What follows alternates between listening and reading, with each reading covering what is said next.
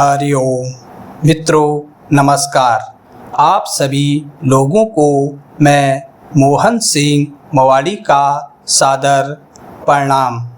मित्रों आज का विषय है अक्सर पूजा पाठ करने वाले लोगों को भी दुख क्यों भोगना पड़ता है।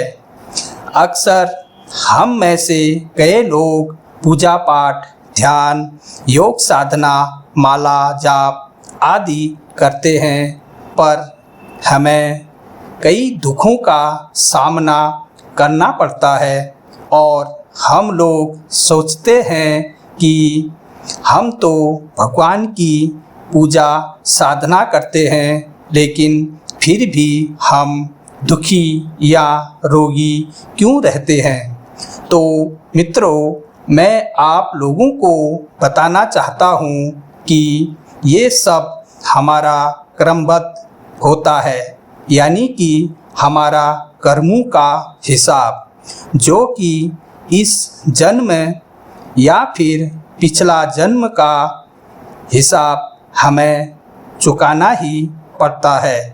लेकिन परमात्मा के शरण में आने पर हमारा दुख थोड़ा सा कम हो जाता है। जैसे हम मिर्च खा लें तो हमें तीखा लगता है, परंतु हम गुड़ खा लें तो हमें मिर्च का आभास कम होता है। ऐसा ही परमात्मा हमारी दुख परेशानी को कम करता है और परमात्मा सच्चे भक्त की परीक्षा बार बार लेता है और हमें लगता है कि परमात्मा हमें दुख क्यों देता है, परंतु सच तो यह है कि परमात्मा हमें कभी भी दुख नहीं देता। वह तो हमारी दुख परेशानी को दूर करता है, तो फिर हमें दुख क्यों मिलता है। दुख तो हमें यह काल देता है।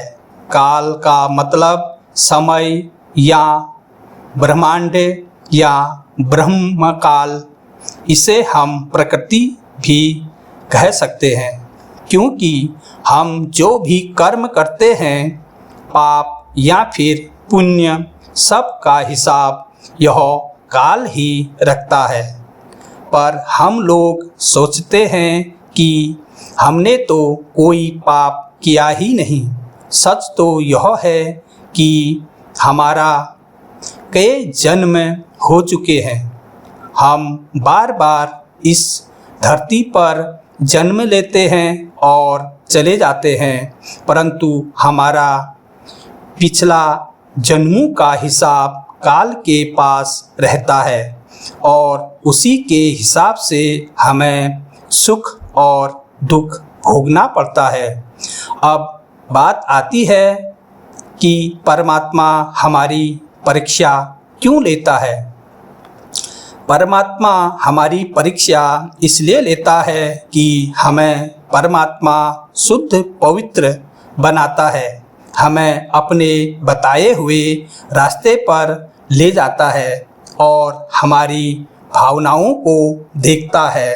वह हमारी हर उस भाव को नोट करता है जो हमारा परमात्मा के प्रति रहता है।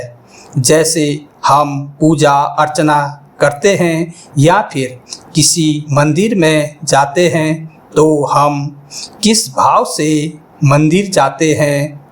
आम इंसान तो मंदिर में केवल भगवान से मांगने के भाव से ही जाते हैं, पर परमात्मा को तो हमारी हर एक बात मालूम है। वह तो सर्वव्यापी है, हमारी पल पल खबर रखता है। बाकायदा हम उससे क्या मांगें जो बिन बताए बिन मांगे देता है।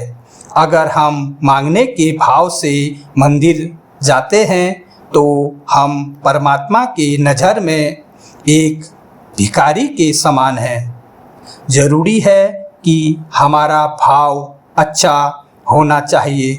परमात्मा हमारे कर्मों के अनुसार पहले हमें दुख देता है और फिर सुख। दुख पहले इसलिए देता है क्योंकि पहले दुख देने का मतलब वह हमें दुख से निकालकर सुख की ओर ले जाता है। जैसे हर रात के बाद दिन होता है, अंधकार के बाद उजाला।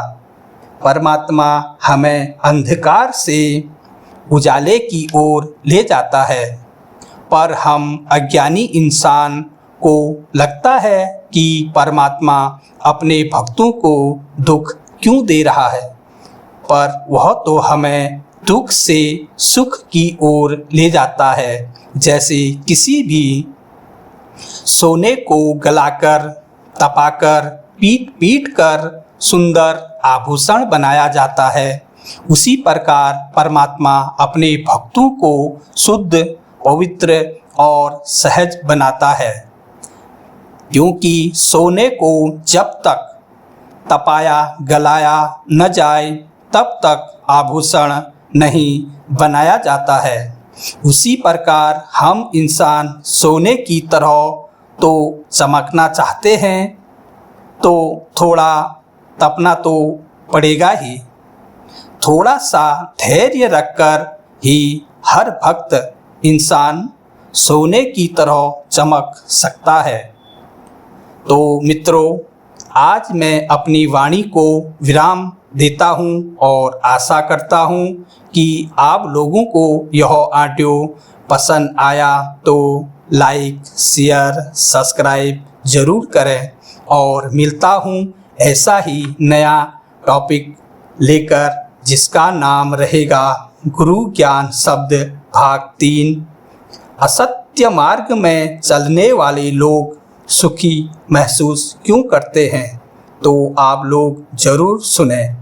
हरि ओम, जय हिंद।